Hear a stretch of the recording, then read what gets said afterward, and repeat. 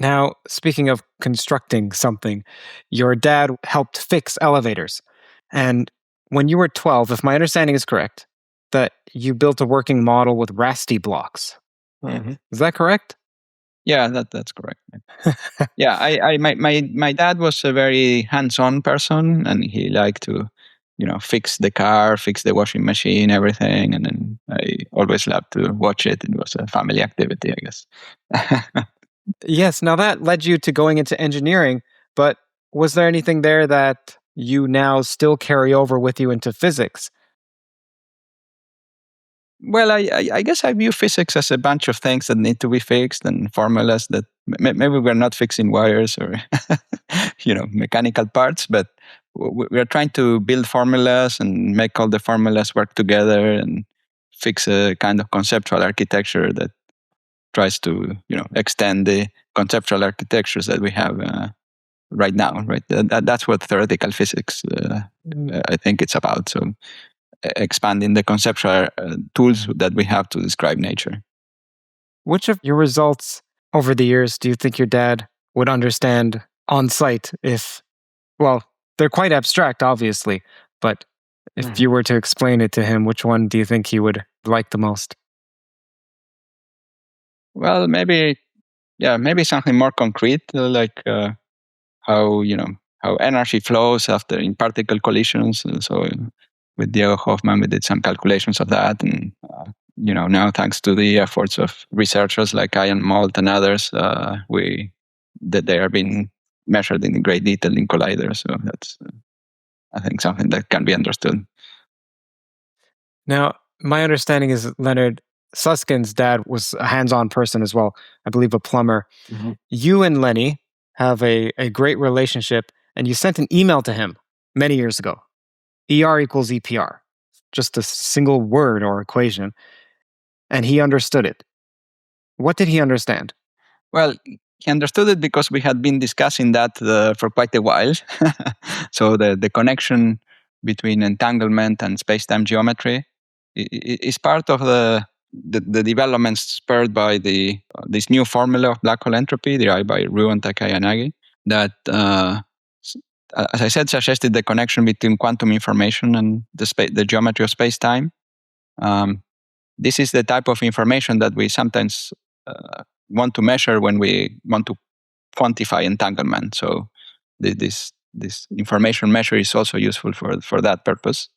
So entanglement is a subtle form of correlation we can have in quantum systems, and of course entanglement was discovered originally by Einstein, Podolsky, and Rosen, and is usually known by the acronym of EPR. So now, in the same year, surprisingly, in the same year, Einstein and Rosen wrote another paper, which was the first paper noticing that the original Schwarzschild solution doesn't describe one black hole, but essentially two black holes, that there are two regions, two outside regions. And they didn't understand everything, but they understood this part about the black hole. And it was later understood more completely. It was later understood completely by Kruskal, about 30 years later. But yeah, and that is sometimes called the Einstein-Rosen bridge. So the idea that there are two regions that look like flat space, and they are connected through a black hole horizon, and the two asymptotic regions share a single interior. And this, if you look at that region at the moment of time, then it looks like a bridge between that joins two separate spatial geometries. So this also sometimes called a wormhole.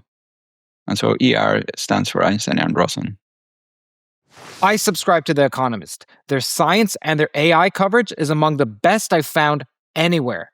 And I say that as someone who reads plenty of it. I'll give you some examples. They just ran an analysis on how attitudes towards science are changing in American politics and what this means for research and funding in scientific institutions moving forward. This sort of high-quality reporting is fantastic. They even covered how dark energy may be weakening over time. Now, if that holds up, it completely changes our understanding of the universe's fate. If you watch this channel, those are exactly the kinds of questions that we explore every week. I subscribe to The Economist because their science and their AI reporting regularly surprises me with how deep it goes. And they're also, of course, known for global affairs, both political and economic reporting. They are top tier, and interestingly and flatteringly, Toe is one of the only podcasts that The Economist partners with. So as a listener, you get an exclusive 35% off. That's not a deal that they have just anywhere. Head to economist.com/TOE to subscribe. That's economist.com/TOE for 35% off. So some people read that as saying that the wormhole is entanglement. Would you be so bold, or would you say that more like entanglement gives rise to some sort of geometric connection? How do you see it? Well, so I think so.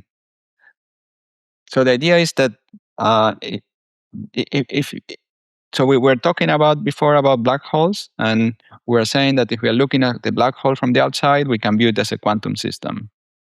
Now, when we look at the Schwarzschild solution, we really have two black holes. So what's the connection between the two black holes?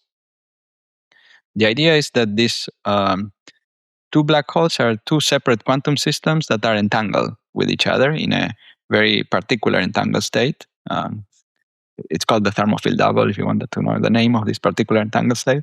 But if they're entangled in this particular entangled state, then the idea is that they give rise to a geometry, connected geometry, which is that of the full Schwarzschild solution or the Einstein-Rosen bridge. So in this particular example, I think the arguments that the entanglement creates this space-time geometry or this space-time connection is fairly clear and quite convincing, I would say.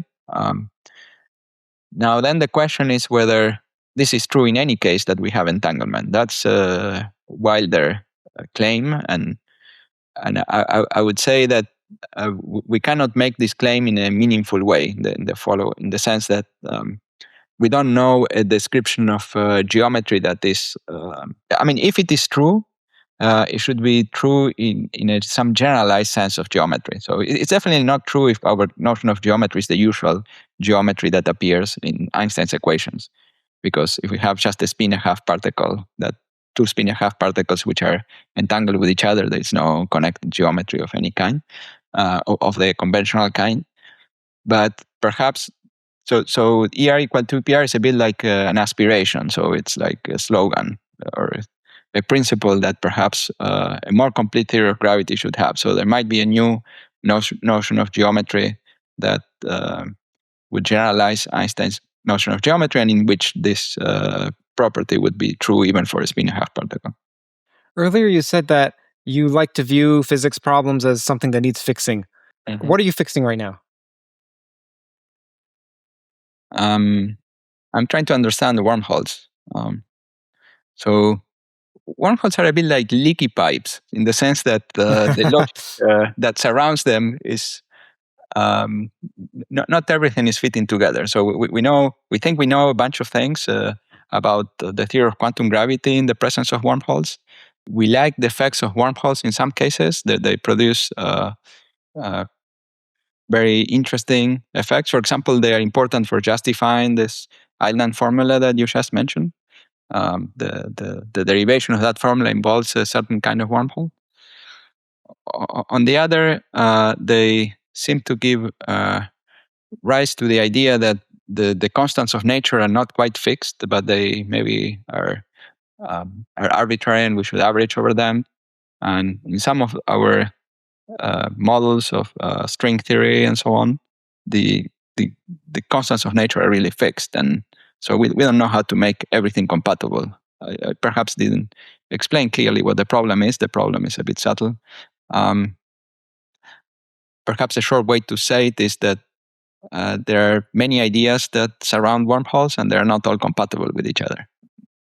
The question is, we probably need to modify some ideas, or maybe they have some subtleties that we haven't understood.